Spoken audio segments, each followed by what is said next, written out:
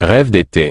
Le livre raconte une histoire vraie, l'histoire de ces 4 jeunes, habitant un village kabyle isolé, et qui ont grandi dans un environnement éloigné de la civilisation. Chacun d'entre eux suit son propre chemin de vie, confronté à des défis, des rêves et des aspirations différentes. Le premier jeune, Larbi, a toujours rêvé de quitter le village pour poursuivre ses études et découvrir le monde extérieur. Il est ambitieux, fabuleux dans ses rêves et déterminé.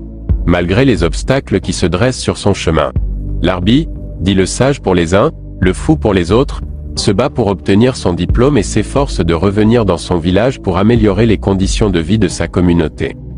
Le deuxième jeune, Boubker, dit Bob, est passionné par l'artisanat local et l'art traditionnel de la région.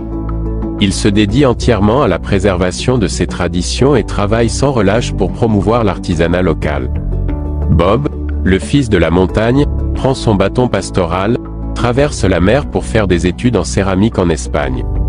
Il rentre chez lui, après 18 ans d'absence, fier de son héritage et souhaite le préserver pour les générations futures.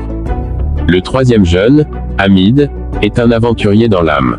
Il cherche constamment de nouvelles expériences et des défis excitants.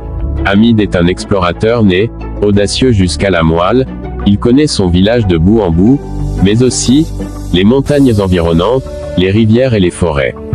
Passionné par la nature, il a toujours cherché à préserver l'environnement de son village face aux menaces de la civilisation. Mais, quand le destin l'a appelé, il n'a pas hésité à son tour à traverser la mer pour s'installer en France. Hamid n'est jamais revenu dans son village, il est mort et enterré loin de la nature qu'il aimait tant. Enfin, le quatrième jeune, Idriss, une sorte de troubadour, c'est un rêveur qui aspire à l'écriture, la poésie et à la romance.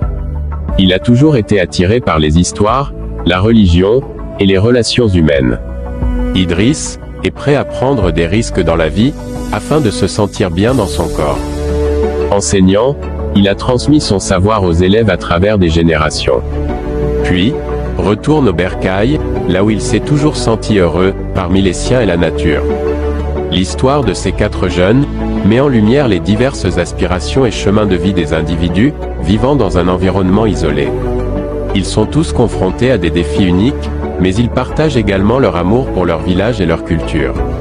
À travers leurs expériences, ils cherchent à trouver leur place dans leur propre monde, celui de leur village, et à préserver leurs traditions et à réaliser leurs rêves personnels.